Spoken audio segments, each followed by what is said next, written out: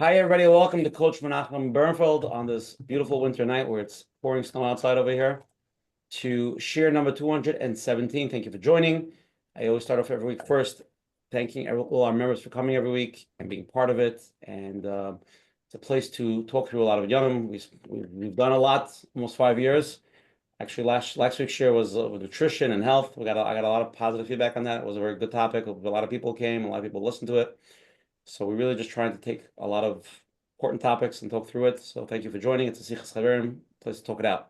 If anyone wants to join our WhatsApp chats, please WhatsApp me at 732-314-1710. And I'll send you the link for the community chats. I'll also going to post it in the Zoom chat as well. Menachem sends out emails with the links to the WhatsApp community chats where you could see who's speaking, the replays, and all the information. If anyone wants to go to menachembernfeld.com, you can sign up for the weekly emails and all the replays and all what's going on Coach Menachem land. For all the people that are watching this on YouTube, click on the subscribe button. You can click on the like button as well. And thank you to all the advertising sponsors, Lakewood, Scoop here in Lakewood, Ellie and Ariel from Town Central, Chayla Kaufman for JCN, posting on Matzev. And again, the time is 9 o'clock every Sunday night. Okay. And again, if anybody's here the first time. So now, let's just confirm, it's always 9 o'clock. And that's the Seder Dvarim.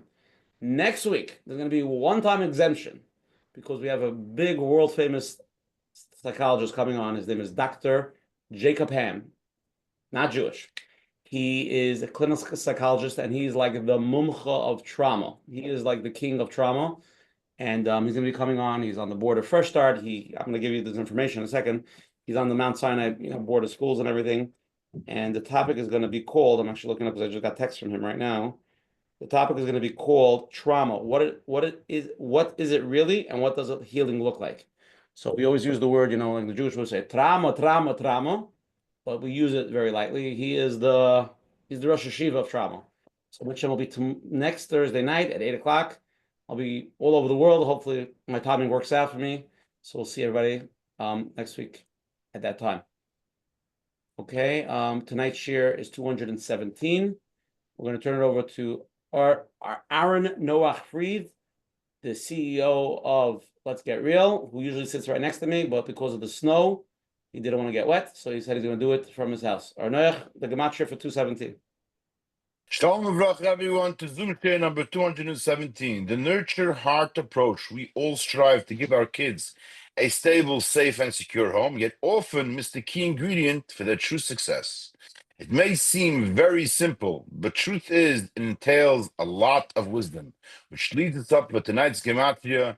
217 equals Kedai Lilmoid Chachma. It is worthwhile to learn this wisdom. Great gematria, and I think it's very apropos for tonight. Okay, we're going to turn over to Coach Menachem Bernfeld. Sunday night, snowing. Why are we here? Amazing. Shkoyach for the gematria, beautiful. And I want to welcome Dovid Levy. Really excited to learn a new approach. Amidst Hashem. So, welcome everyone to another Let's Get Real with Coach Menachem and with a lot of Siyata Deshmaya. Hashem should help us. We're doing tonight number 217, Baruch Hashem. And we've had many discussions on chinuch, different approaches, and we're all here to figure things out, to see how we can make it better, the next generation. We know there are many people that are on a healing journey just from everything they picked up when they grew up, the way they, not to blame anybody, but a lot of people don't want to give over. I always mention there are some people that had a great chinuch and they want to do the same to their kids. And then there are those who they want to do everything the opposites. And that also needs some healing to understand, what's right, what's wrong. What we really need is the balance. To understand what the child needs, understand my triggers, so it doesn't go over, which we'll see tonight. So, Baruch Hashem, there's many courses out there, different webinars, self-help books, and people are really searching, trying to figure out. But I think tonight we're going to go a little bit deeper. I believe it's many people, they don't realize, from the outside, or they believe they're doing a great job because they're not really aware of what they're giving over. Sometimes coming from an anxious parent, And I would say if they're not aware, then they're doing a great job because that's where they are. And when they realize, when we realize we need to change something, then that's the right time that we have to look out and learn new things. So it's not always easy to pick up. The way we give over to our kids, the way the chinuch. I would ask you, the listener, do you find yourself many times feeling angry? Do you find tension in the house many times? Just being aware that the high energy in the room, that itself can bring some awareness of what's really going on and what's bothering you. Is it what the kid's doing or something else? And sometimes it does go into deeper stuff, triggers that I would call it. But the idea is that the kids, they pick up, we can try and we try our best. So the kids pick up those anxieties, the anger, those energy that we give over. And you might say if they pick up, then what can I do? There's nothing I can do about it. Well, I hear your concern. It doesn't mean you should stop parenting. But the idea is that we're learning new things, new ideas. So hopefully nurtured heart approach, hopefully is an approach that can work for everyone. But before we start, many times when you hear these things, when we discuss different emotions, how the child feels, many times it comes up how the adult feels. And the adult doesn't want to hear that. I came to hear what my child needs, what my child feels, but not myself. So I would say it's, listen with an open heart, open mind, and let's see, maybe you can help us with a new approach that we should be able to be mechanech the next generation, Mitzvah Hashem, so that they should be able to say, the chinuch that I got is amazing, and it's the chinuch that I want to give over. So Mitzvah Hashem, Shabbat Siyata D'Shmaya, and again, looking forward, David, to tonight's episode of Mitzvah Hashem. Okay, so let's lay it out. Menachem, beautiful opening. Appreciate it. Okay, the title we called it is The Nurtured Heart Approach, which is a world famous, parenting approach, books and a lot of facilitators that teach it to you. We titled it, We All Strive to Give Our Kids a Stable, Safe, and Secure Home, yet often we miss the key ingredient for their true success. I'm going to read David's bio, and then I'm going to give a little, I'll speak first. So it happens to be, I got a little bit into this approach recently, and I was actually very impressed with it. And I thought, again, there's a lot of different approaches. You can do one approach, you could switch. Time goes on. It's not one answer to everything, but it's good to, know all the different approaches. And I'm actually taking for a facilitator, a woman in Pennsylvania, Mrs. Brownstein. If anybody wants a facilitator as a woman, or wants to learn this, there's a lot of people that give over the knowledge. So I think it's important, and I think Menachem, it's a lot to learn from it. So then David happened to have an email at the same time that we're busy with this. I said, it's Bashet, it's meant to be. So David is very well known in the nurtured heart world as being from the best of the best. So Baruch Hashem is coming on. I'm going to read his bio, and then he's going to open it up. Okay. Dr.Dovid Levy is a child psychologist, CEO of the founder of Transform Parenting and Advanced Nurtured Heart Approach NHA trainer. In his private practice with offices in New York, New Jersey, and Pennsylvania, Dr. Levy specializes in psychotherapy for children and adolescents struggling with emotional and behavioral challenges. Through his signature Transform Parenting mentorship program, Dr. Levy has transformed the lives of hundreds of parents of emotionally intense children, guiding them from chaos to calm and connection in their homes. His expert guidance has also been sought by schools, mental health clinics, where he provides nurtured heart approach training to educators, practitioners, enabling them to create supportive environments that foster social emotional growth, well-being, and academic success for the students and their families. Dr. Dovid Levy, are honored to have you here on Coach Menachem. Please open it up. Thank you so much. Thank you so much for having me, Coach Menachem and Ashi. What a pleasure working with you guys. Gewaldig. Okay, so I want to open up with the title of the talk. The title of the talk. So Ashi had asked me to come up with different potential titles, and I came up with about 6 titles. And in his persistent way, he rejected all of them and he came up with his own title. Very nice. And it's Mamish Hashgacha Pratis. Beautiful. Because there's a certain part of that title that really hits it on the head when it comes about what we're going to talk about this evening. That part of the title is that we often, as much as we try our best in our parenting to provide that stable, that safe, secure home, we often miss the boat. We miss the key ingredients for our child's true success. So I want to go a little bit into why, and then I'll go into what that ingredient is. Let's do the why before the what. And this is my theory. Parenting is incredibly hard. It's incredibly hard. Even with generally well-behaved children, it's very, very hard. It's one of the hardest responsibilities that we have.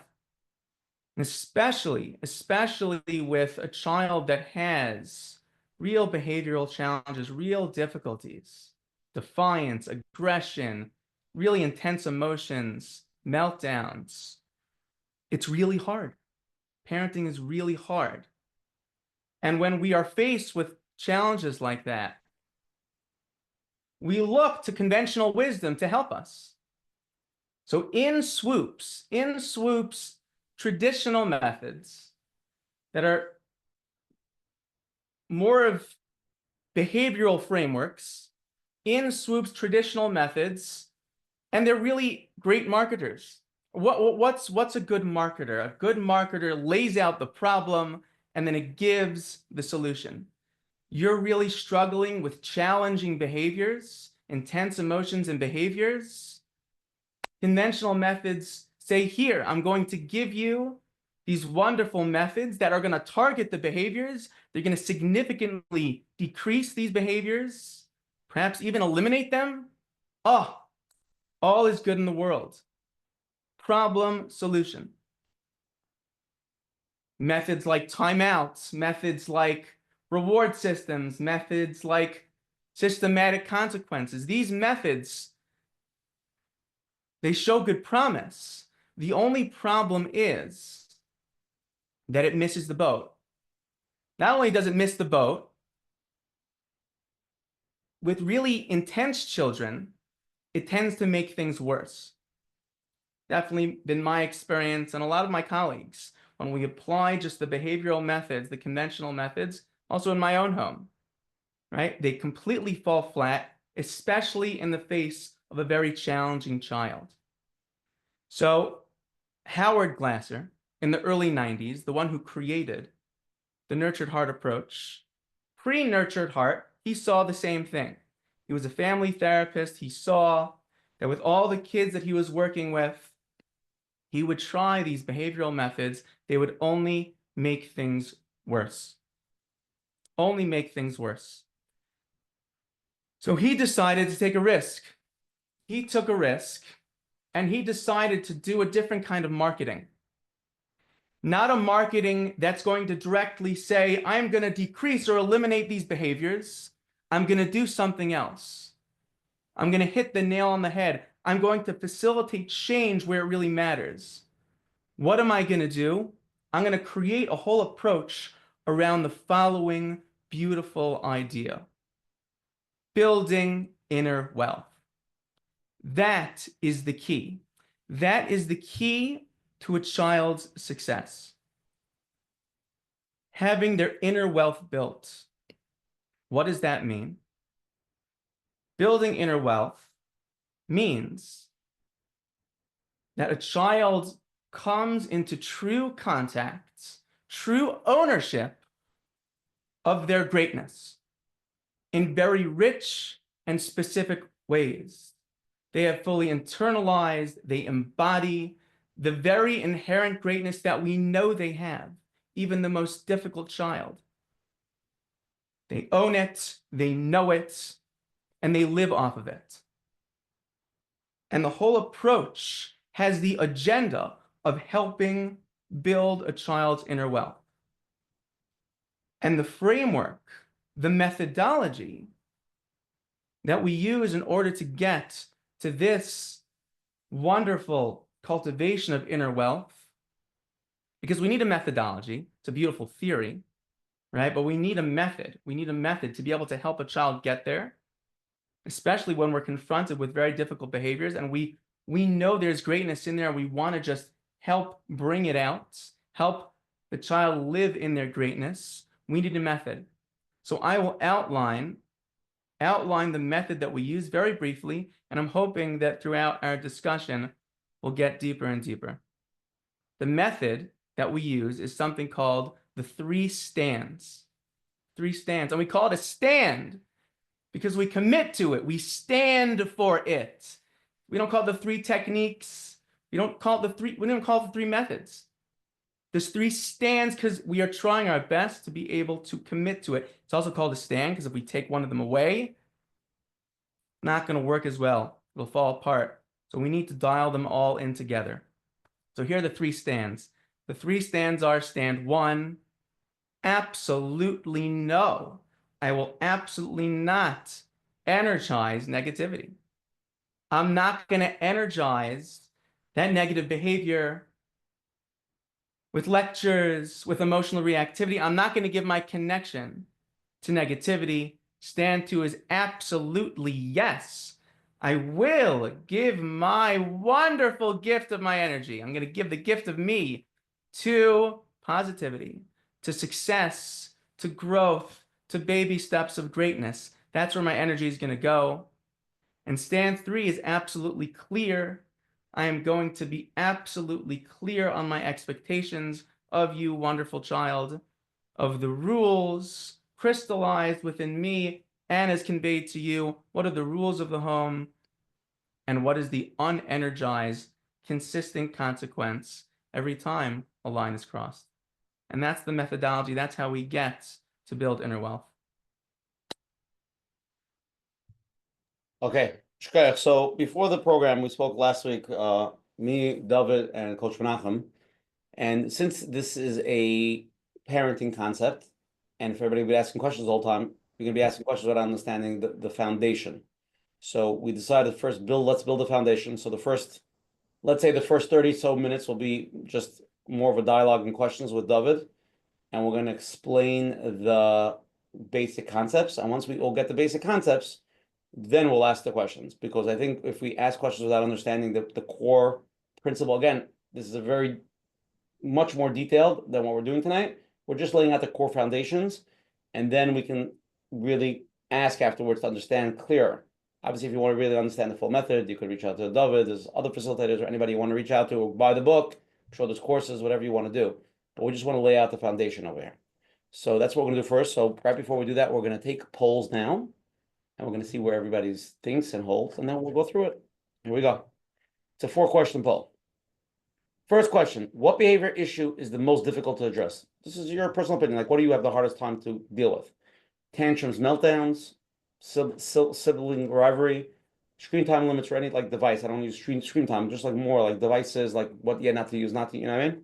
Or 4, lack of responsibility. A kid is just like nobody to talk to with responsibility. First question. Second question: what do you usually do when your child throws a tantrum? So A, stay calm and let them express their emotions. B, try to distract them with something else. C, talk to them and explain them why the behavior is not acceptable. Or D, walk away and give them the space to calm down.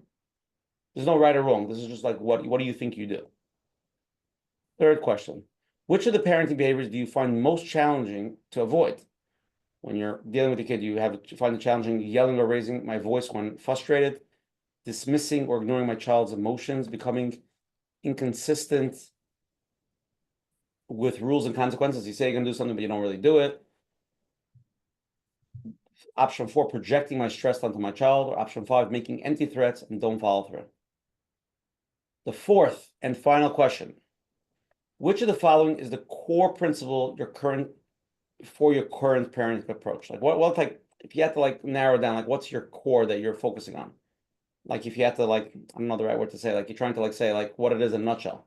Punishing negative behavior immediately means the child doesn't behave, we punish him right away. We can't have hefkeris.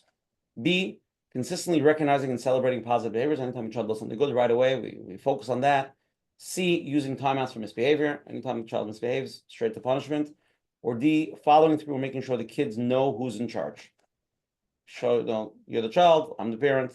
Which of these do you see?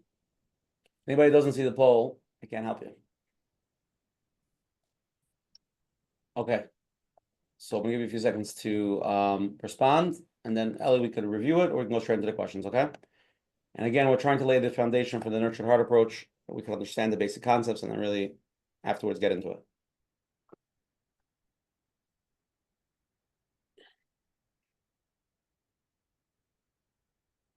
Okay, 3 more seconds.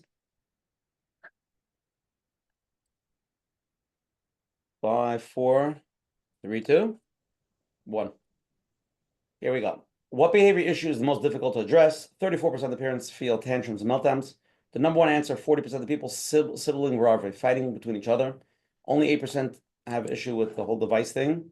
18% lack of responsibility. David, any comment on this? It makes that's what I picked. Sibling, it makes a lot of sense. Sibling, yeah, it's it's one of the biggest things I would say, that it feels so much out of our control. Two siblings are fighting, and especially when there's a power differential and we feel for one of the other children, it's very difficult. It's very, very difficult sometimes to know how to navigate that. So it makes sense. Second question, what do you usually do when your child throws a tantrum? 39% of people will stay calm and let them express their emotions. I would love to see these 39% of people watch them do it. 20% of the people try to distract them with something else. 19% talk to them and explain them why the behavior is not acceptable. 22% of people walk away and give them space to calm down. Just interesting. There's a nice percentage on all these methods. Any comment, David? Let's go to the next one. Let's go to the next one. Which of the parenting behaviors do you find most challenging to avoid? By far, number one answer, 43%, yelling or raising when frustrated. 14% dismaying or ignoring my child's emotions. 20% being inconsistent with rules and consequences. 15% projecting my stress onto my child. 9% making empty threats and don't follow through. David. Oh, you're in the right place. Yeah, that is definitely working on our triggers. That is the most challenging thing, and that is exactly what we're going to talk about tonight. So, beautiful. The fourth question, which of the following is the core principle of your current parenting approach the way you're doing it now? 11% punishing negative behaviors immediately. 55% of people here are amazing. They consistently recognize and celebrate positive behaviors. 13% using timeouts for misbehavior. 21% following through and making sure the kids know who's in charge. In the right place. These parents are rocking it. Consistently celebrating kids. Beautiful. NHA. Here we go. Here we go. That's right. Okay, let's get into it now. We're going to start with a few questions. I'll open it up. Okay, David? Okay, sounds good. I have a large family, and the approaches I've used in the past only address the child that's struggling, the difficult child, the tantrum child, the child. What ends up happening is my other kids feel neglected, and that I'm paying too much attention just to the child who's acting out. Is there another approach? Is there another mahalach that will focus not just on that child, but an entire family that will work more in synchrony? Yes. So, great question. When I was starting out early in my career, when I was using more behavioral approaches, and I would be helping parents work on particular reward systems for their child who is having behavioral difficulties, parents would often say to me, they would often feel somewhat frustrated that, so you're telling me I should start rewarding and I should give all this attention and energy and all these rewards to just the child that is having behavioral problems. Meanwhile, everyone else is looking at this wonderful reward system. They're looking at all this attention, even if they're not having a reward system. But there's a lot of attention in these other methods that is very much solely directed towards the challenging child. What about everyone else? And that's the beautiful thing about the nurtured heart, because while it was an approach that was initially created for intense children, for challenging children, it evolved into an approach for all kids. So first of all, for all children, even well-behaved children, Because again, the agenda is building inner wealth. We want to build inner wealth for all, right? So it's for all children, but it's not just for children, it's for adults. So it's been used in marriages, I've had parents that have come back to me and said, I had such a great day at work. I'm recognizing everyone. I'm celebrating everyone's greatness, right? In a very real way, right? People have been applying this just between each other, and it's not so much just an approach that is directed towards one child as it is just to totally change the culture of the home. It really changes. We're applying this to all our children. It's a system for the home. It's also a system for the self, my relationship with myself. So as we're talking about each one of these stands and elements, you can take the step back and say, well, how can I do this to myself, right? How can I do this to all the people in my life? It's a really beautiful approach like that. Okay, let's get to the next point. Sometimes things get really escalated with my intense child, right? Everybody has, you know, some child that's usually like from the heart of the children. Major tantrums, defiance, aggression sometimes. What could I do to control the situation and keep everybody calm? Oh, okay. So before we get to how do I control the situation, which of course we need tools, we need a method to be able to know what to do during intense situations. But before we get to that, we have to understand intensity. We need to have an understanding of intensity. I didn't think I was going to do this, but I'm going to do this. Let me throw out a question, okay? Throw out a question for whomever wants to answer. Which Menachem and Ashi, you can answer too. When you think about that intense child, right? Or an intense person, you can even close your eyes if you want. You could just imagine in front of you is that intense child or intense adult. What qualities come to mind? As you're thinking about that intense person, what qualities come to your mind? You Anger. tell me. Anger. Yeah. What else? Is that a quality? Yeah, it doesn't have to be a quality. Quality, behavior. What comes to mind? Much better. What comes to mind when you think about intent? What? Big doer. Oh, big doer. Okay. Passion. What else? Somebody wrote Gavur, doesn't give up. Oh, doesn't give up. So we're amongst people who see the greatness and intensity. Oftentimes, especially when you have a child who is really engaging in really big behaviors, intensity has a bad rap. People often think of things like anger and rigidity and stubbornness and emotional dysregulation, right? Defiance. All those, sometimes those negative behaviors, and sometimes when things can feel chaotic around intensity, right? And sometimes it takes a shift, a mindset shift, to take a step back and say, hey, what about the passion? What about the gvura, right? Ashi said a doer. What else?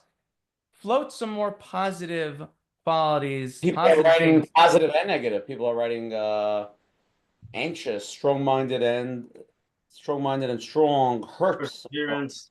passionate, sensitive, persistence. Right. Yeah. Persistence, passionate. Think Very about caring. It was interesting.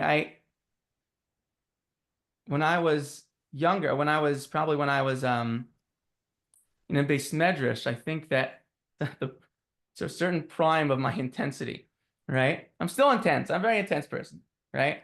But I remember back then, I remember certain people would say, Dovid, you're pretty intense person, right?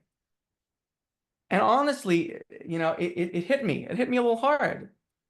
I don't know if I was ashamed of it, but I definitely didn't see it in a positive light, right? But just through going through the training of this approach and being with it with parents and living in it, I love my intensity. It is a gift. So sure, you got positive and negative qualities around intensity, but intensity itself Intensity itself, it is a life force. It is a gift that can be the motor, the driver of so much achievement, accomplishment, right? Look at both of you, Menachem and Ashi. Look what you do every week. You're going to tell me you're not intense. You're going to tell me that intensity isn't the driver, of the achievement of what you've built here, right? The persistence, the diligence, right? To create such a beautiful program for Klal Yisrael. It's beautiful, right? Before we try to manage intensity, we gotta have a certain frame of, well, what am I dealing with here, intensity? Because you see, this approach is, whether it's this approach or not, kids drink in our perceptions of them. If kids see us as always trying to extinguish their intensity, then they're going to see their intensity as something bad, something to be extinguished, right? We got to love it. We got to love that. Sure, we want to help them channel it in different ways, and sure, it can play out in hard ways, but the intensity itself, we got to appreciate it. So that's just number one about intensity. The other thing that we have to be aware of before we start to really get a handle on anything is the natural dynamic that occurs between a parent and a child as a result of some of that intensity. And even if not an intense child, it's a natural dynamic that happens between a parent and a child. And it's a cycle that we can get stuck in. Well, what am I talking about? So I like to give an analogy. Well, I like to give a story. My second to youngest boy, his name is Gavriel. And he, in his first birthday, it was a very nice party. We threw him a party, got all these nice little gifts. There are two gifts that stand out in my mind, especially with regards to his interaction with these gifts. First gift, I remember he got this amped up baby walker. This souped up baby walker. It wasn't a regular baby walker. It was like this baby walker that had all these different buttons and all these different all this music that sounded out when you press these buttons, and the lights, and it was this awesome animated baby walker. He was running around with this baby walker. All the 7- and 8-year-old kids were running around with his baby walker. He was having a time of his life, right? And then I remember a couple of minutes later, someone else wanted to give him a gift. So we took him here. Check this out. Person gives, let's say this was it, a baby book to him for us to read to him. Very nice. I remember his reaction when he took the baby book after he was busy with the baby walker. He took the baby book. He went like this. Went right back to the baby walker. Kids love connectivity. They love reactivity. They love that animated response.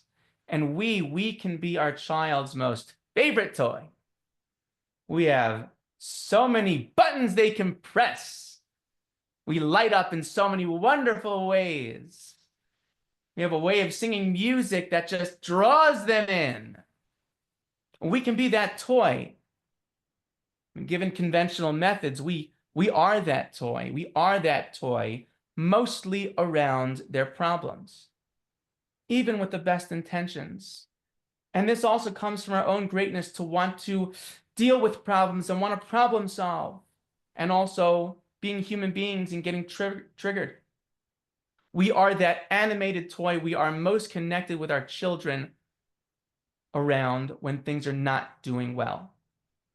And when things are doing well, we appreciate that. And we might give a child a good job, a well done. But we are so boring. We are so boring when kids are doing well as compared to when they're not.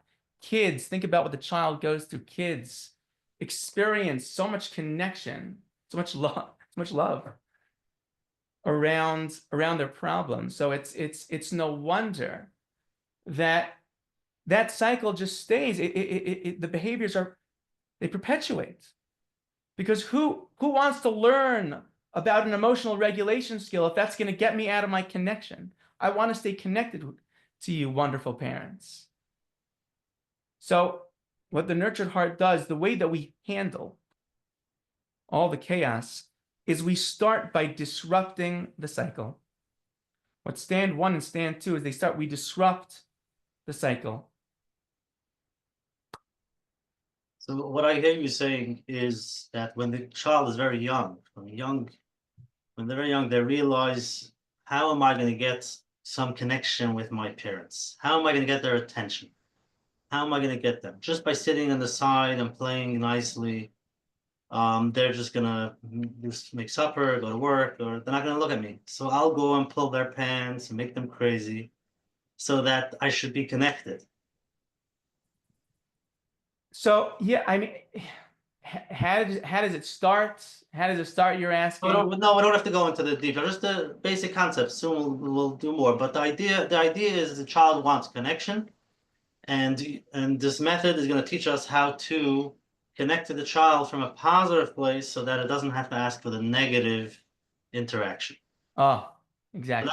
So that will take us to a question of if somebody's really, really having a hard time with the child is not behaving, and one child hurts another child, right? So I'm saying the question is that we are in the middle of a negative, and you're saying we're not going to give no energizing negativity. We're not, right? Like you said, it's a stand.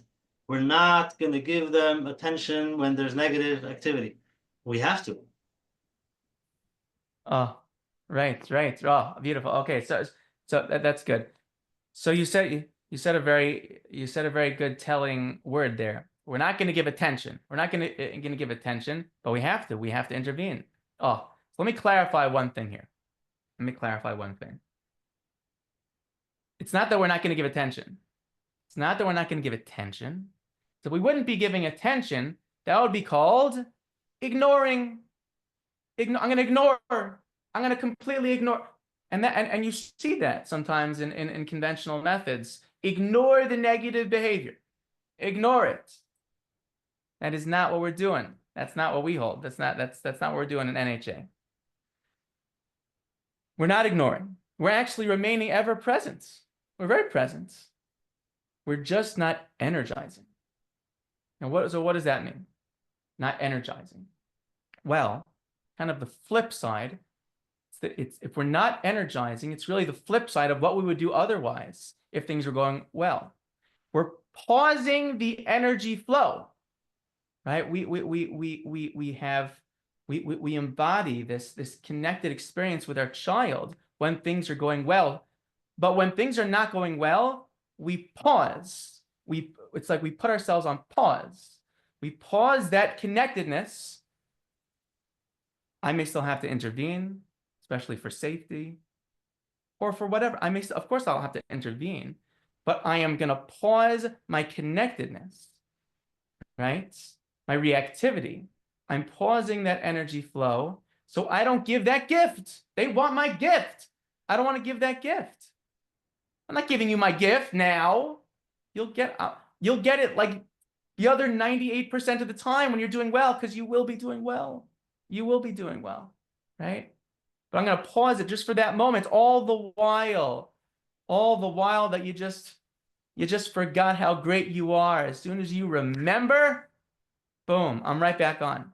Now, just a note about stand 1 and not energizing. It's very easy to state don't energize, don't energize negativity. But like we saw in the polls, that's a really great thing we came out with.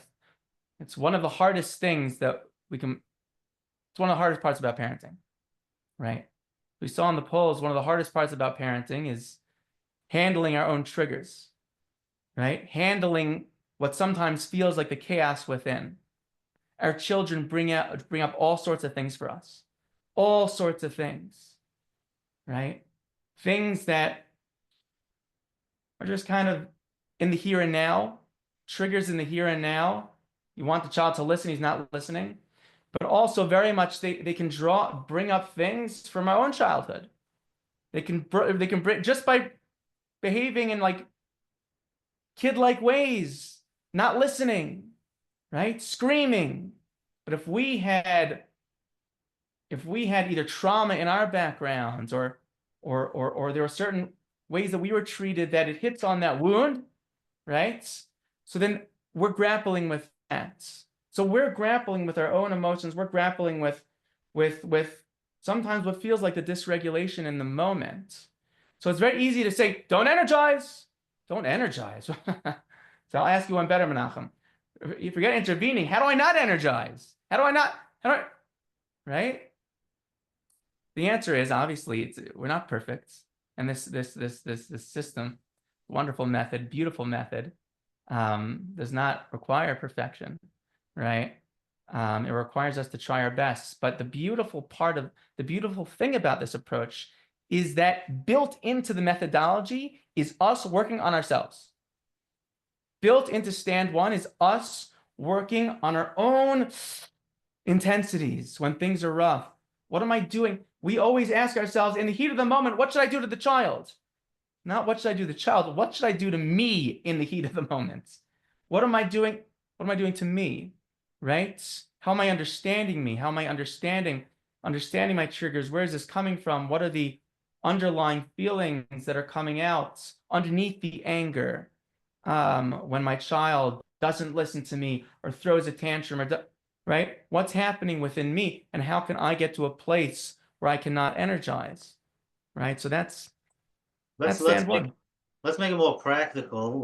For example, let's say the child is hurting a sibling, and right away you feel your own energy coming up.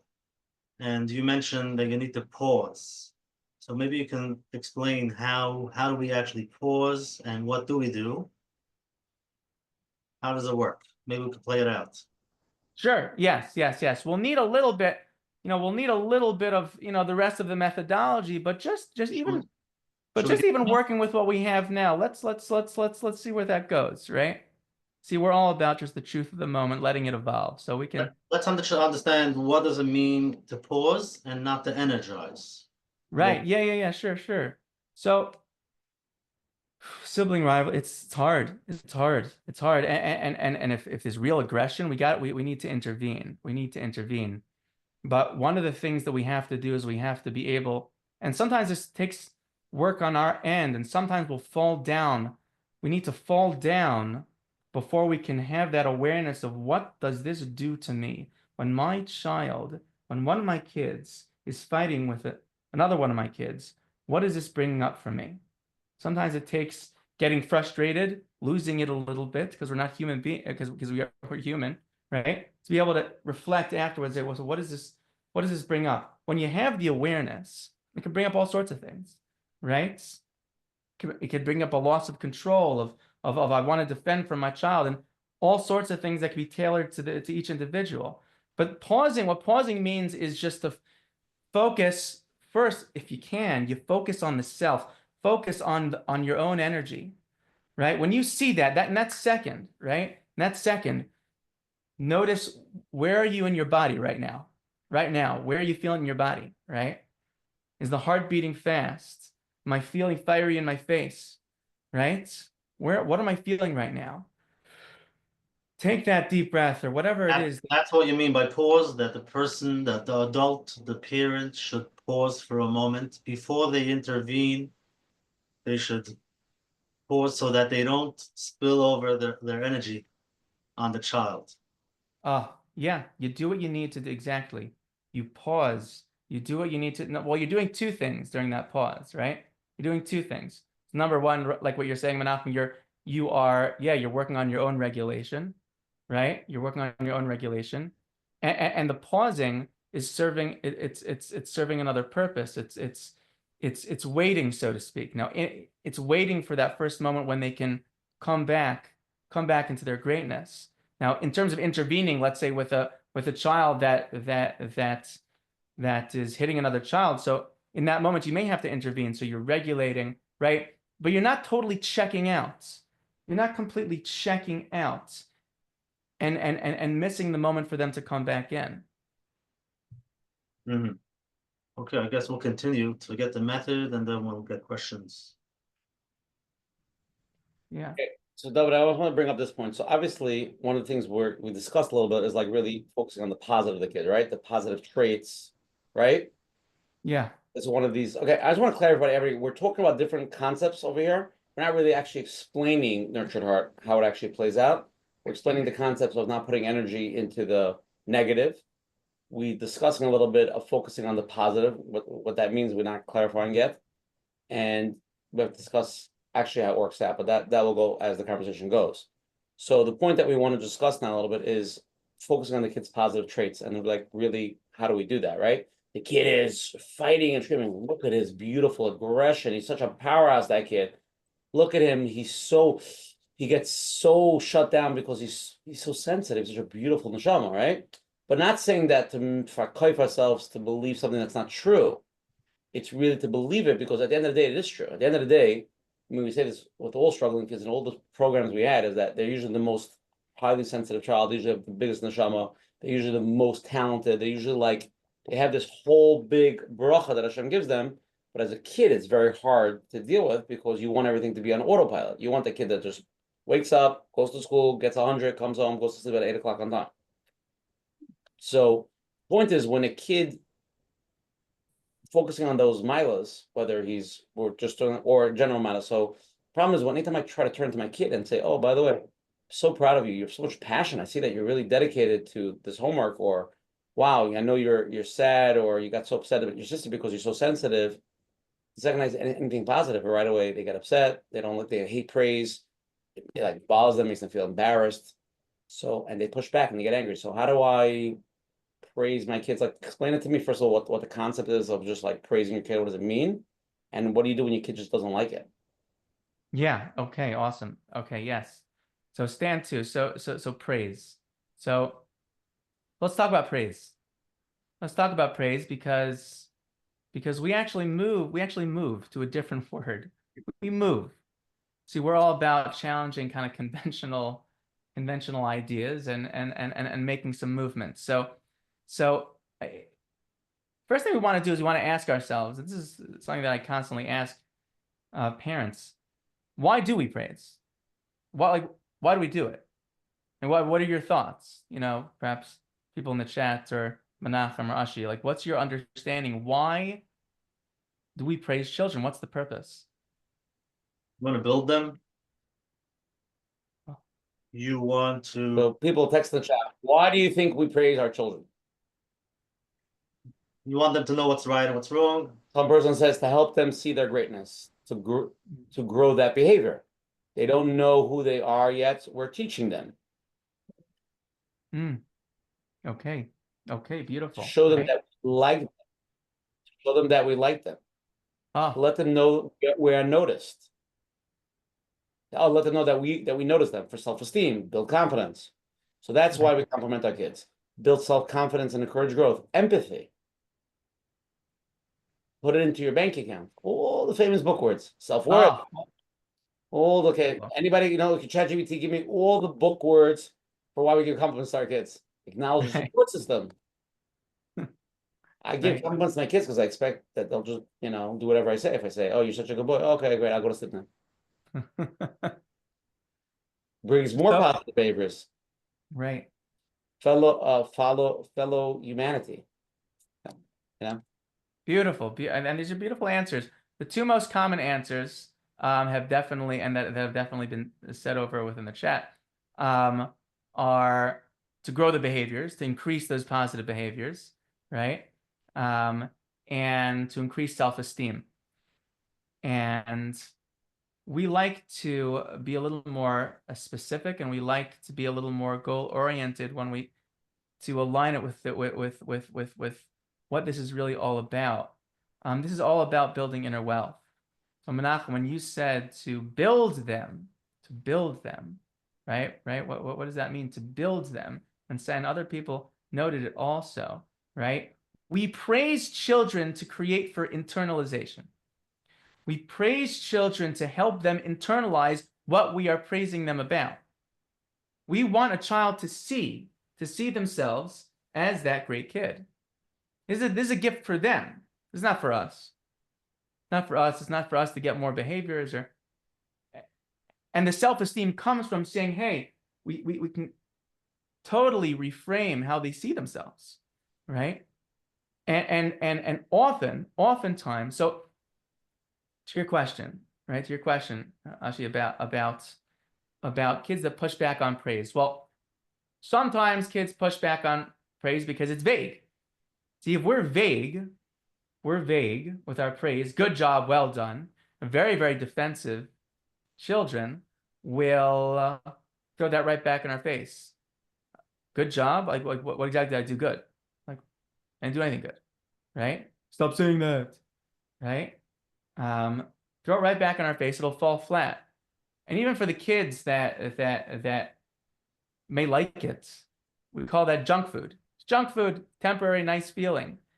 It's not food of nutritional value, right?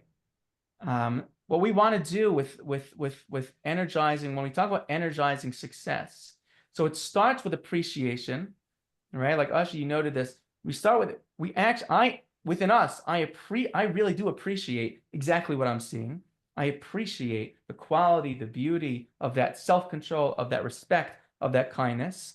And then out from that appreciation manifests the words, the very specific way of saying, hey, look, Ashi, Menachem, you guys have.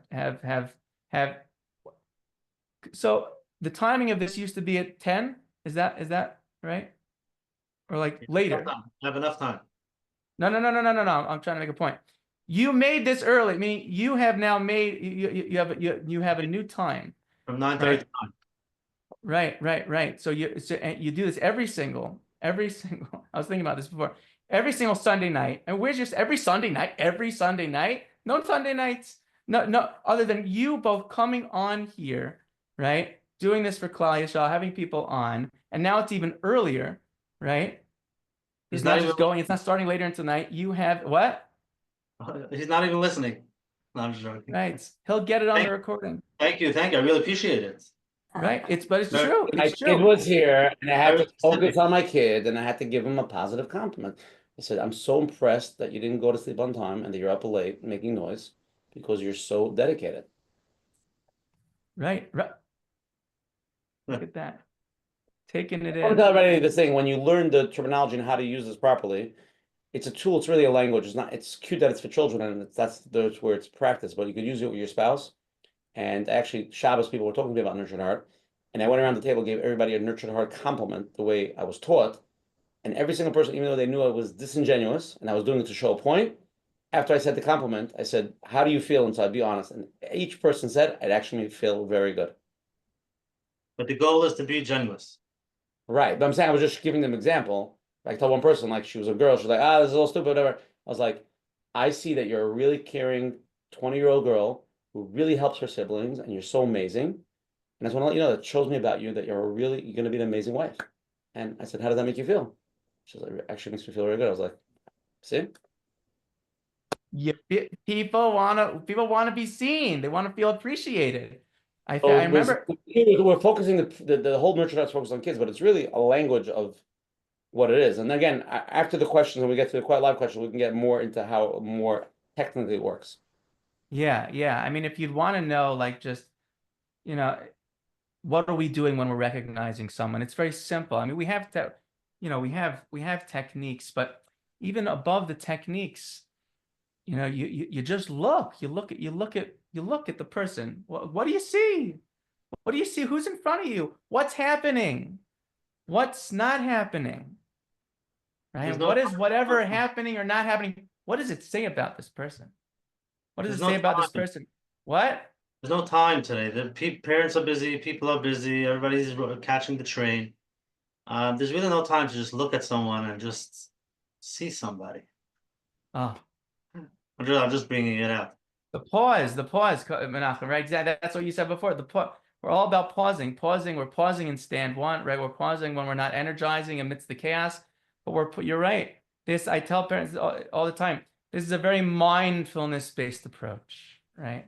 A mindfulness, right? We're present, we stop, reflect, take a snapshot, right? And it really does. It helps us become ever more present with our children.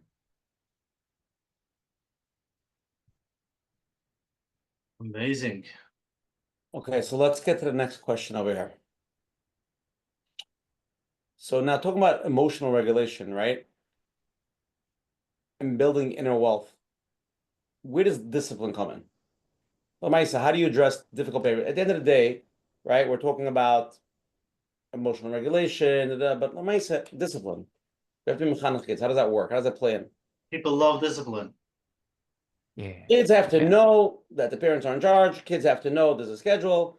Parents have to know this. Parents have to know that. Kids have to know. And I'm making fun of it, but the truth is, it is true. At the end of the day, kids have to know who's in charge, right? You can't be with your 12-year-old kid, your best buddy, and let's chill. And time to go to sleep. It's like, oh, what do you mean, Tal? You're staying up. Let's chill. You know what I mean? There is discipline. So, how does that play out with the nurtured heart approach, whatever you want to call it? Yeah. Of course, yes. It can't all be about just complementing recognition, although that's the core facilitator of change. We need to be able to intervene effectively with challenging behaviors, and discipline is very much needed for children. Children need that, and that's really what stand 3 encompasses. The first thing I would say is that it is very important to build the foundation first, right? Discipline is important. It's so important, though, to build the foundation first. The foundation to stand 3 is stands 1 and 2. I mean, the foundation to discipline is creating the kind of relationship with my child where I am, number 1, working on myself during those intense moments, so I don't energize that negativity, and number 2, so that I'm creating a beautiful time in, so to speak, a juicy and connected time in.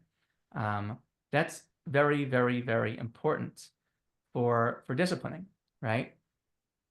I would say that the first thing to keep in mind when we think about clarity and about structure is clarity in the rules, right? We need clear rules. Kids need clear rules. It's so important. Clarity is so important. Kids need to know what's expected of them. We need to know where are we drawing the lines, right? Where are we drawing the lines? And kids need to know that, right? So the rules need to be clear. Now, it's also very important to note that we also have to have our values clear. Rules without values, if we just have a bunch of rules, right, in a household, especially the very intense child is just going to see that as another form of manipulation, right? Meaning, why are you telling me I shouldn't do this, right? Well, why can't I do this? The rules need to be backed by things that we value as a family, whether it's respect, it's kindness, something Torah-based, some quality that we stand for as a family.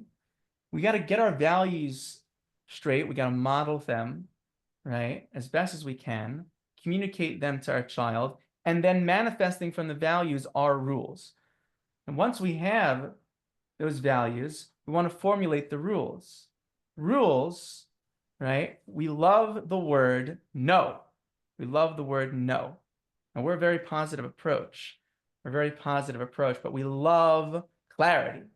So we love the word no as much as we can do that before each rule.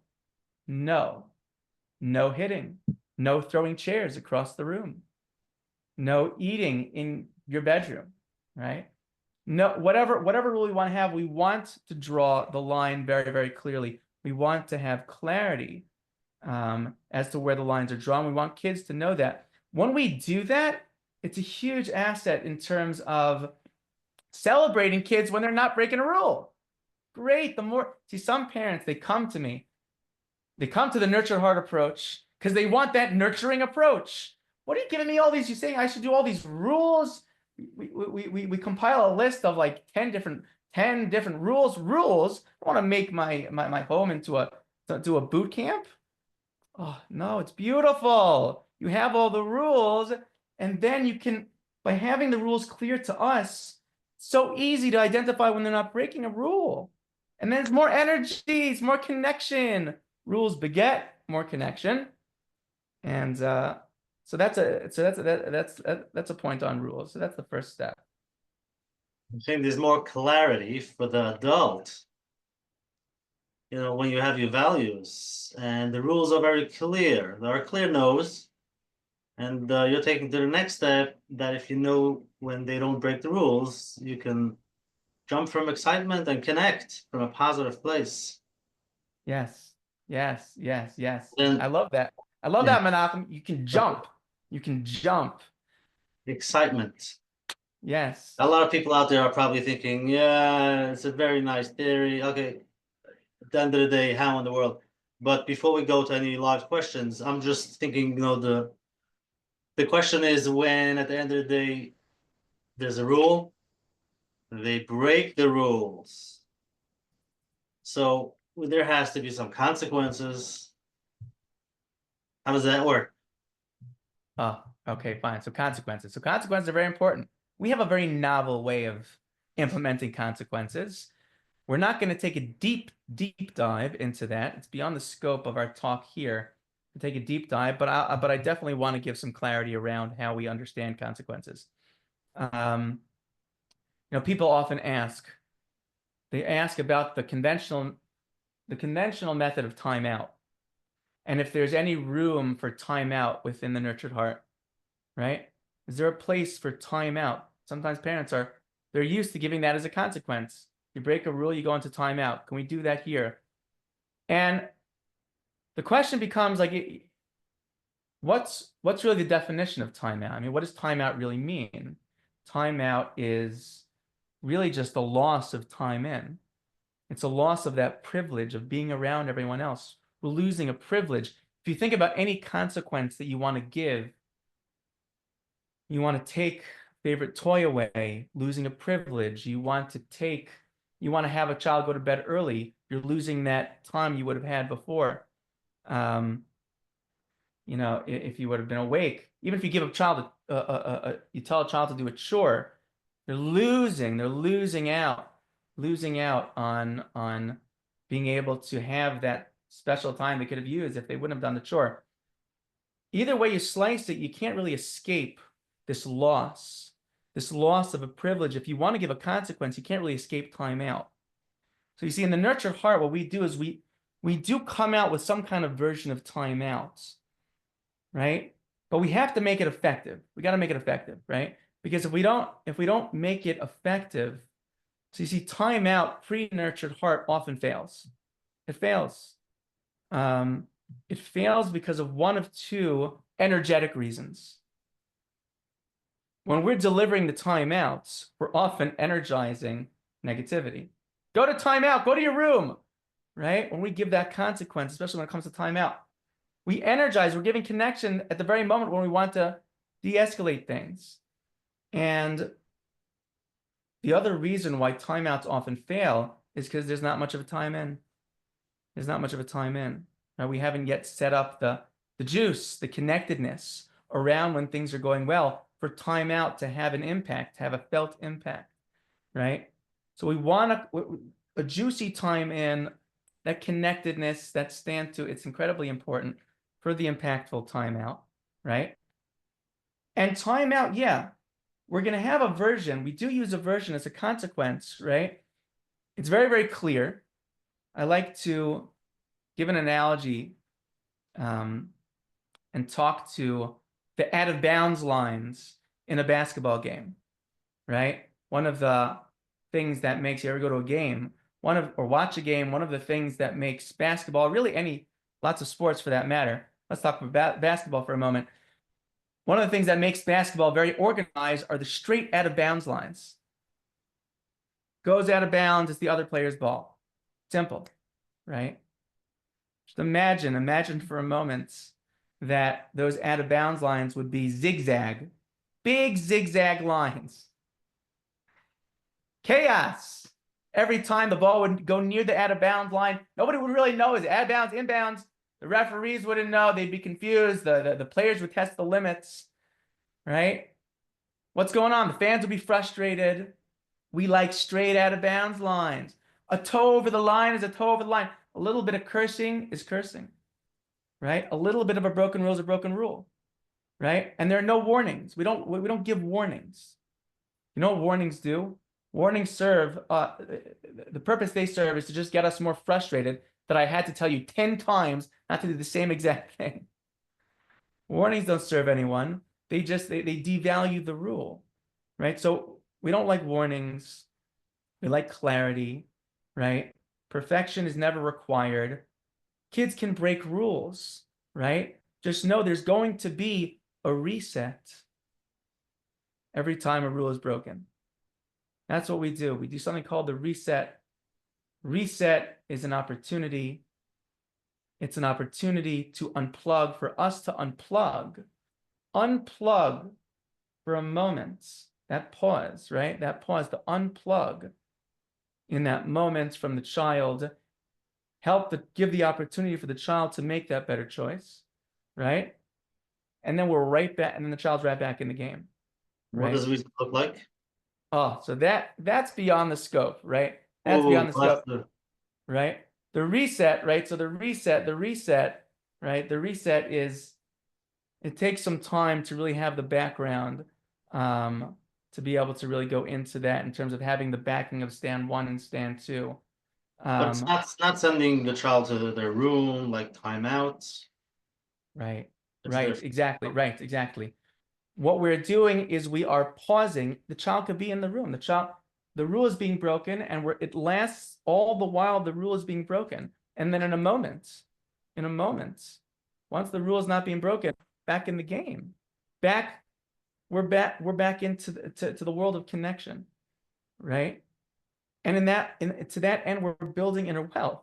David, can you Helping can you them play back that in out the for game. me? Tell me how that looks like, what it sounds like. Can I'm sorry? you tell me how that looks or sounds like? I'm gonna play it Right. out. So right, yes. So the reset, we're not going to take the deep dive into exactly how the reset looks like, right? Because the reset, in order to really appreciate the reset, right, we really have to have the backing of stand 1, stand 2. We have to have more of an in-depth backing of both of those stands. And it's a little beyond the scope to go in detail into the reset, right? But what we're basically doing, right, is we're in the moments when a rule is broken, once we have the rules clear, right? The rules are clear. We have the nose very, very clear. What we're doing is when the rule is broken, we're simply using a word, like the word reset. We're using a word, right? And what we're doing in that moment is we're unplugging, and we're giving an opportunity for the child to just make the better choice, right? We're not focusing so much on the child not breaking a rule. In that moment, the consequence is now there's a loss of the connection, right? And in that moment, that's the child's beautiful choice that we value, right? The choice to be able to say, hey, I can use this moment, right, to control myself, to stop doing what I was doing before, whatever it is that's happening. But in that moment, we value the beautiful choice of the child. So you're saying clear boundaries, clear rules, and clear consequences. I'm saying the consequence that you used was reset, but is that the only consequence, or there are different ones? That's it. It's Only one. That's it. Yeah, that's Wow. it. So it's clear. So it's a very clear system. Once somebody gets it, all the energy can calm down, and you can use the positive energy. Good child. I do want to ask you, when you say time in, does that mean I need to be with my child 24/7 with the positives? I could do it for 10 minutes, but to be constantly, with they're behaving, they're doing well. Am I supposed to tell them the whole time? And is the time in the whole time? So listen, we have lives, and we're busy. What we're trying to do, like we have to live, and we need time for ourselves, right? We're trying to remain present and seek out authentic moments when we see our child's greatness, right? Does that mean that we have to be on our kid all seconds that we're with them to celebrate and praise and praise and praise? Then you're going to get pushed back, right? Then you're going to get pushed back. We want to the key to this, you're asking a question of like, in terms of like the how to, what should I do in terms of how much time should I spend on this? And that's good. The first question, the first thing we're working on is that awareness and that appreciation that we're experiencing of the child. How aware am I of their greatness? How aware am I of my child at any given moment? And when I see that, it'll come naturally, right? When I see that, it's a practice of appreciation. It doesn't have to be 24/7, but hey, when we see it, we call it out. And we can create those moments as well. Okay, so I think we should Okay, take 1 second, Menachem, 1 second. Let's see if we have a live question here. You want to unmute? Hi, Hi, how are you? Baruch Hashem, good. Question. So I have 4 kids. Okay, number 2, 3, and 4. An 8-year-old that has her challenges. I would say she is a challenge child, sort of to say. Emotional dysregulation. She has her developmentally delayed. My second child, 6-year-old, very shrewd, smart, and then my toddler. I feel very much that my 6-year-old is sort of, we call it the sandwich child, right? By giving a lot of attention to my 8-year-old that needs continuous for her issues and her stuff.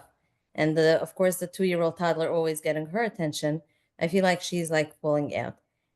I've in the past 2-3 months tried to focus very much on her, to give her a lot of positive reinforcement, positive feedback on the great things she's doing and everything. But I'm seeing a certain pattern in her, like I don't know how often, but let's say every 2, 3, or maybe every 4 weeks, that she falls into a certain behavior for like 3, 4 days, that she becomes like, she'll be crying and throwing tantrums for every little thing. And I'm like, my question is like, how can I figure out what is it that's bothering her and how am I approaching this? Okay, so this is the middle child, correct? Right. Correct. Right.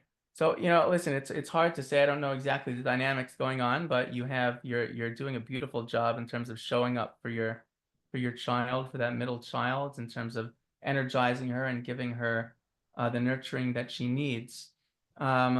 I would create a space. She's 6. I'm not sure how verbal she is. Is she able to talk a little bit about what's going on for her? A little bit. I encourage it a lot. So Right. Yeah. I mean, and how often would you say is it happening? Meaning, it's happening for 4 days, and how often has that happened so far? I would say about every 3 to 4 weeks. Right. Okay. I mean, I would create the space. I would create the space for her to express the emotionality, and to foster that conversation as much as I can. And I would create that space. And when I'm thinking about how to deal with intense emotionality, I take a step back and I see how can I use one of the things that I use with regards to this approach, is seeing how can I use the 3 stands to really help foster better, more expressiveness, and awareness of what's going on. So I'm looking at my own awareness and what this is bringing up for me, and I'm looking at energizing her capacity for expressing things in a way where it's not just through tantruming, it's through just being honest and being brave about telling her, there's a lot of feeling, there could potentially be a lot of vulnerable feelings underneath all these tantrums. So as much as I can energize her and appreciate her for being open with her, how she those vulnerable feelings in terms of how she feels, if it comes up, that she feels like, I want to spend more time with mommy, or you always spend time with the other. As much as she does that, I would energize that, and I would appreciate, thank you so much for being honest, and thank you so much for being open, and I so want to talk to you about this, and we're here for you. So I would energize a lot of honest, open communication around it. Mm. All right, thank you. Sure. What do you do when the child is a little bit younger? So there's no real communication. It's more your presence. Yeah. So we can show compassion and show openness and show presence without even having a verbal conversation, just by being there. That's what's beautiful. What's beautiful about this, this method is it is really about our energy, right? And kids, even from a very young age, can sense when we are checking out from their tantrum. And when children are tantruming, and we need to leave, or we just check out emotionally, kids sense that. So we have to be somewhat of what we call a holding environment for the child, by remaining present, being able to kind of contain the very intense emotions that they're experiencing, and just being present, just allowing. Listen, we have to intervene when they're taking a chair and throwing it across the room. But in terms of just being present for the emotional upheaval, without majorly energize, without putting a lot of energy into it, but being present for it, so a kid feels that presence. So let's go to the next live question, David. You're on. Oh, me? Yep. Oh, awesome. Hello, David. Hello, how you doing? Doing well. So my question is, if there are no punishments beyond the reset, and I don't mean to like paint kids as like exploitative creatures, like obviously they're not, but children, they kind of to a large degree, like any other human, like they have self-interest in mind and they like to get stuff. And so why would a child who's like smart not exploit the system, right? So like, even just to use a dumb example, obviously there are more serious examples, but just to illustrate, like, let's say a kid knows that like, if I can grab as many cookies as I can when I'm not allowed to, the only punishment is going to be reset. And if Right. I'm I'm sorry, I have to stop you.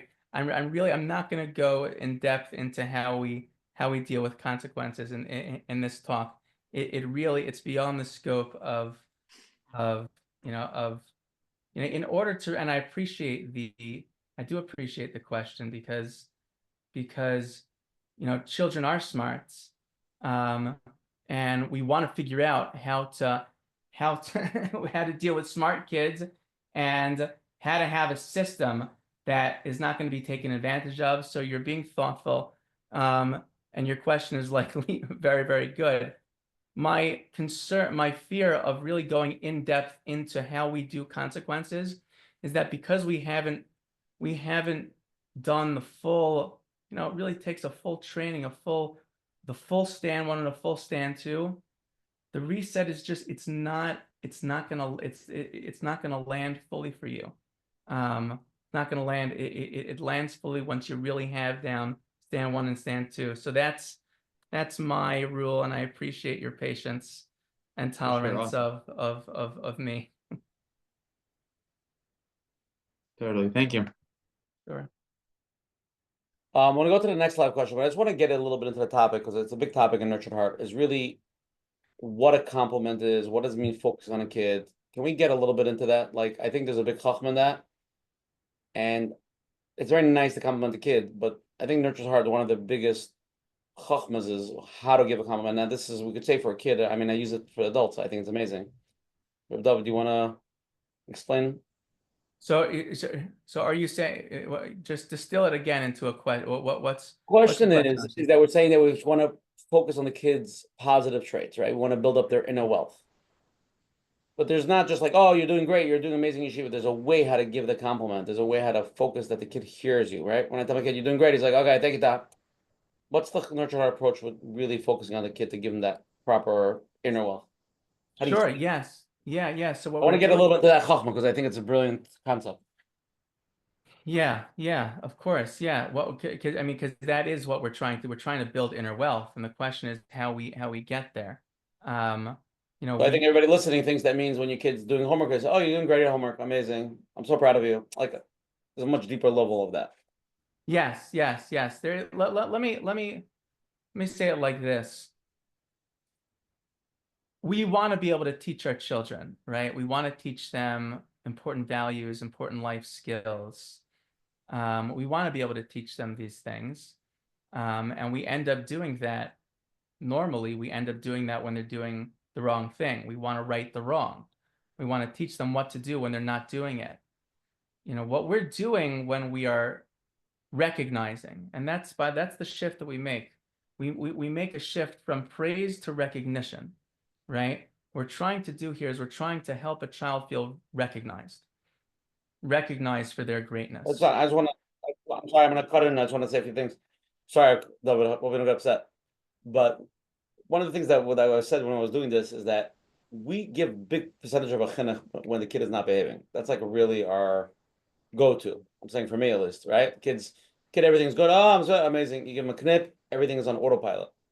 When the kid doesn't behave, that's when you scream. When he doesn't do his homework, when he doesn't do this, we put all our energy when they're not behaving. So anytime the child gets a rise out of us is during the negative behavior most of the time. The positive is when they're doing good, we'll turn to them sometimes and say, "Oh, I'm so proud of you." We'll give that which to me was always a very basic compliment. Like, what else were you supposed to say? So I think that's a big point that we want to make here is that we're putting so much energy in the negative because that is the time where we're machanach, right? When the kid hits his brother, we tell him, "Don't hit." We don't tell him when he doesn't not hit his brother, "Wow, I'm so proud of you, didn't hit him." Because that's not the way. We don't compliment when they're not doing something bad. Right. And we're not supposed to compliment at those times. Correct. Right. And you're right. Given just normal ways of parenting and being, we want to be mechanech our kids, and just given normal methods, we're showing up then the most when they're not doing the right thing to guide them, right? So if my father is busy working, or my father's busy on his phone, or my father's busy learning, and the only way I get my father's attention is when I break something in the house, I want that connection subconsciously. So I'm gonna make sure to press all those fancy toys with all those buttons and piss him off, so I can get my father to come home early from learning because the mother's calling him that he's really misbehaving. And then I can get that drive from my father. Right. So the problem is we're saying don't engage in the negative behaviors. So everybody's having a hard time with that because your kid's not behaving. Like you have to do something. It's nice to say don't put in energy. So that's the clarity that we're trying for. And then also back to the compliments. What does a compliment mean to nurture heart? Right. So at the root of a compliment is appreciation. We actually appreciate the child in the moment.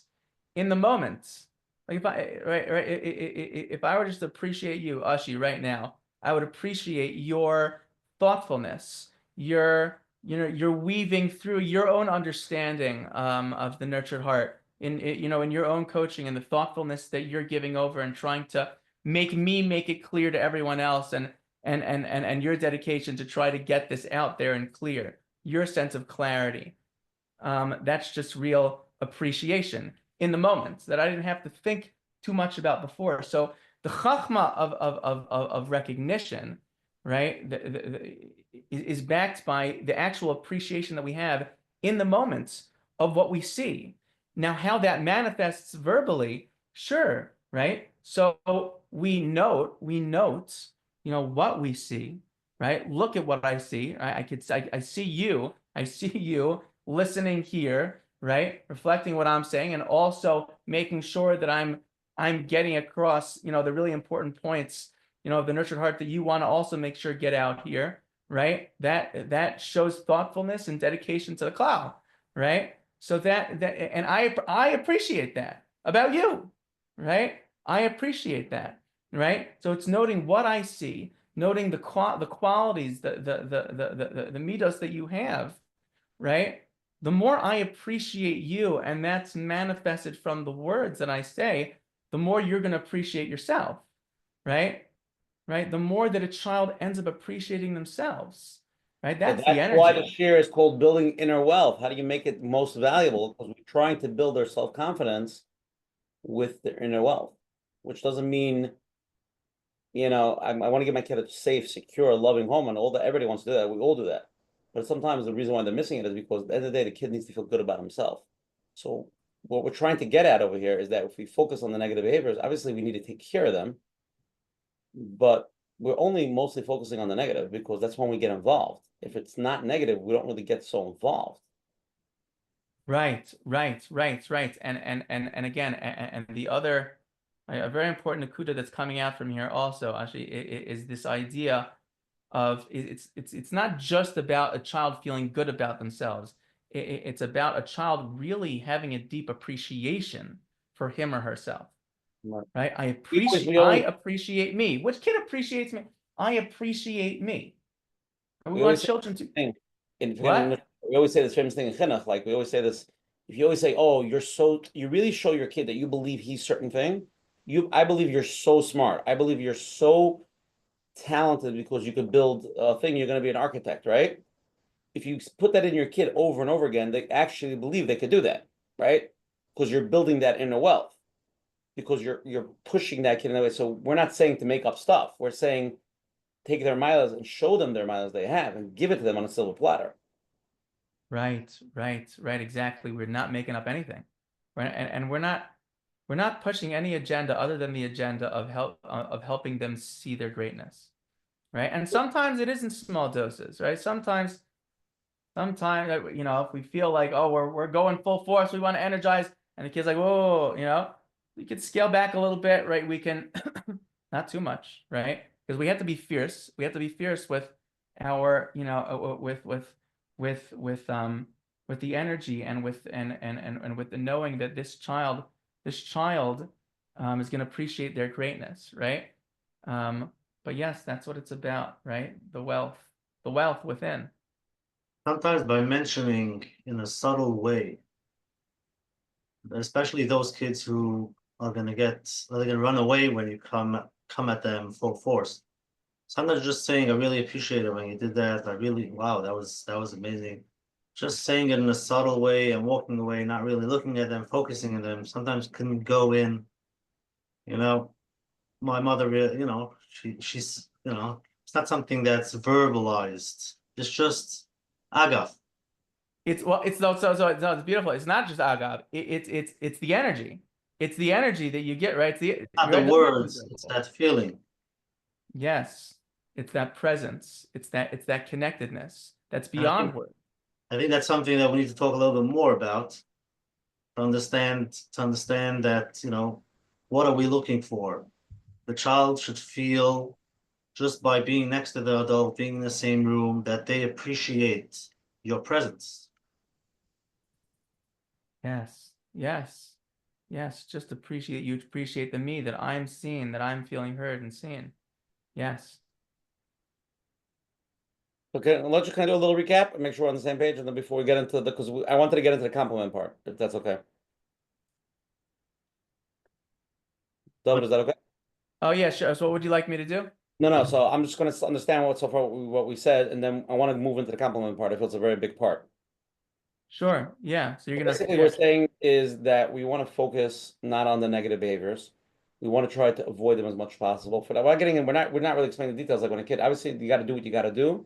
But I think that what you're trying to say is, let's not make it a tug of war and back and forth and fighting, and make it like pushing every button. Obviously, if a kid's hitting a kid, you have to pick the kid up, move them to the side. There's things you have to do as a parent, right? But then there's when the kid is misbehaving, where you're like fighting with them and you're like blowing it up more. I think what you're trying to say is, do what you need to do, but know the energy of, I told you, you told me you didn't, back and forth, your blood pressure going through the roof to the best of your ability. Obviously, it takes time to learn this. So then they don't get that thriving connection from you from the negative behavior. Right. Yes. Now back to the point I want to get to is, how do we give the compliments? What's the chokhmah in the compliments? How do we say it? Not just say, oh, you're doing great. Right. Yes. Everybody's texting me. I give my kid a compliment. They ignore me in the middle of studying. I say, oh, I'm so happy you're studying. They're like, okay, ma, like jump in the lake. So how do we give the nurtured heart chokhmah of compliments that they feel it deeply, and it builds their inner wealth? Sure. Yeah. So the classic way, the classic technique. There are different techniques that we have The classic technique, the classic way that we give the recognition is we note what we see, right? What's observable, right? And it has to be observable. It can't just, it can't just be a theory. We can't just make it up, right? It has to be something that we see. We note what's observable, we see what we hear. And then, right? So we can just stop there and stop there, right? I see that you are all ready for school. You're all ready. You have your backpack on, right? I see that you just these little things. Like I see that you just cleared off your plate. You put your plate in the garbage. I see that. That's it. We could just note, just making them feel seen, making us be present to their very actions, right? Just to feel seen, right? Even that is so powerful, right? And if we wanted to take another step and notice, what does it say about them? What does that say about you? Now, we're not going to ask them what it says about them, but in the way the next step is say, well, you cleared off your plate, right? That shows that you're responsible, right? That shows you're responsible, right? So we are noting the character quality, right? That's driving that very behavior, right? We're helping a child. We're teaching about a very important quality, right? Through celebrating them, right? So we're not making things up. We're not being vague, and we're not just making we're theories up. We're cornering a child into his or her success, noting what's observable, and also even perhaps noting the character quality that is the motor for that very thing they're doing. Do we express it, or do we say it? Sure. Yes. Yeah. Absolutely. And Absolutely. after we say we see it, how do we go to the next step level to make them feel it? Right. So listen. So what's your question, Ashi? I mean, how do we fit? What's So tell the me? hard approach is you say, I see something about you, and then we go push it to the next level and we say, because of that, I see that you're such a person. You take it and like build it in them, that compliment. Not just, oh, I saw you clean off the plate, but because of that, I see you're responsible on top of it. Right. That's what we I want do. to explain that. What? Explain the second part. I think the second part is a very important part. Yeah, I mean the second part, but I want to. There's another element to this as well that I'm going to address in a moment that you're pushing on that I think is important, right? Yes, the second part is to be able to reflect the very greatness within, not just what they're doing. People don't just do things, right? People have inherent greatness within them that drives them to do. When my daughter is getting a cup of water, pouring a cup of peach Snapple for her younger brother, there is wonderful kindness over there, kindness that is being expressed over there. You need to see how kind you are, right? You need to see how considerate you are, right? So that's felt on that's felt on a soul level, on a heart level, we call it, right? Now, but you're pushing out to something else. So how do we make them feel it? How do we make them feel it? Right? So the truth of the matter is, in the same way that we can't stop a child from breaking a rule. We can't stop. We have to let go of that. That's one of the things we let go of. We can't force a child to feel a particular feeling in a given moment, even if that's our agenda. See, this could be a little tricky, right? Because here my agenda is to build inner wealth. I want you to feel your greatness. Feel your greatness. I'm going to try to shove it down your throat, right? We do us, right? We have to do us. We appreciate. They will feel it, right? They will feel it, right? They'll feel it through us appreciating them, through us noting noting that behavior, through us noting the character quality underneath, right?